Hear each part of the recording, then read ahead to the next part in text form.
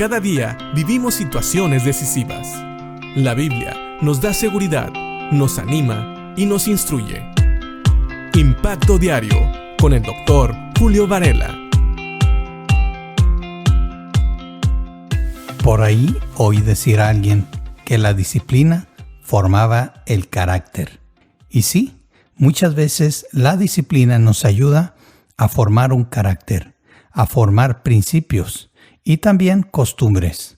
Fíjate bien, la definición de la palabra disciplina tiene dos significados muy importantes.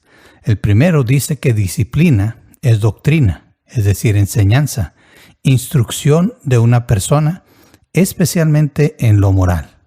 Pero también la disciplina tiene que ver no solo con lo moral, sino con otras cosas.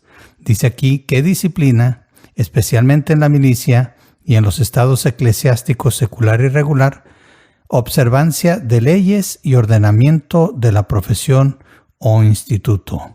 Es decir, cuando hablamos de disciplina en la milicia o en otro lugar, es también observar principios, leyes y ordenamientos de la profesión, como un soldado, por ejemplo. Ahora, ¿por qué estamos hablando de la disciplina? ¿Sabes que el Señor enseña que es bueno estar instruidos en la disciplina de la palabra, en la disciplina de Dios? Y de eso nos habla Jeremías en Lamentaciones capítulo 3. Y después de mencionar en el versículo 25 que el Señor es bueno con los que dependen de Él, Jeremías añade en el versículo 27, y es bueno que todos se sometan desde temprana edad al yugo de su disciplina, es decir, a la carga de la disciplina de Dios. Y también Jeremías dice en el versículo 28 y 29 que se queden solos en silencio bajo las exigencias del Señor, que se postren rostro en tierra, pues quizá por fin haya esperanza. Y el versículo 30 añade que vuelvan la otra mejilla a aquellos que los golpean y que acepten los insultos de sus enemigos. Jeremías tiene la esperanza de que al someterse a la disciplina del Señor lo hagan desde temprana edad y que eso traiga un cambio en sus corazones. Habla de que se queden en silencio bajo las exigencias del Señor, es decir, aceptar sin chistar, como diríamos nosotros, o sin reclamar las exigencias de Dios, y que esto traiga humildad a sus vidas, pues habla de que se postren rostro en tierra. Esto habla de humildad, de someterse completamente a Dios. Dice, pues quizá por fin haya esperanza. Y claro que Jeremías está hablando así porque vio a un pueblo rebelde, a Israel, que por eso estaba recibiendo la disciplina de Dios, en el sentido de que Dios estaba tratando de volverlos a sus caminos. Israel había fallado a Dios y no había dejado descansar la tierra como Dios se los había pedido, así que Dios ahora estaba trayendo el castigo por su pecado.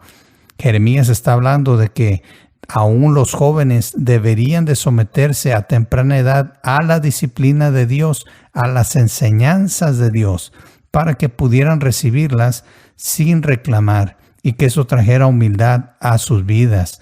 Dice el versículo 30, que vuelvan la otra mejilla a aquellos que los golpean y que acepten los insultos de sus enemigos. ¿Sabes?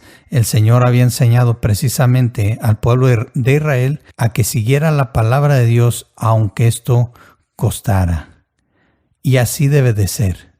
Dice finalmente el versículo 31, pues el Señor no abandona a nadie para siempre. Jeremías está hablando precisamente del abandono que sentía el pueblo de Israel al recibir esta disciplina de parte de Dios, al usar al pueblo babilonio para reprenderlos por su pecado. Dios no abandona a nadie para siempre, aunque así se sienta cuando el Señor nos disciplina, sentimos una especie de abandono, pero es temporal. Dios nos ama y por eso también Él nos pide que nosotros nos sujetemos desde temprana edad a sus ordenanzas, a sus enseñanzas. Así que piensa en esto. ¿A qué edad es bueno que una persona se sujete a la palabra de Dios? Desde temprana edad.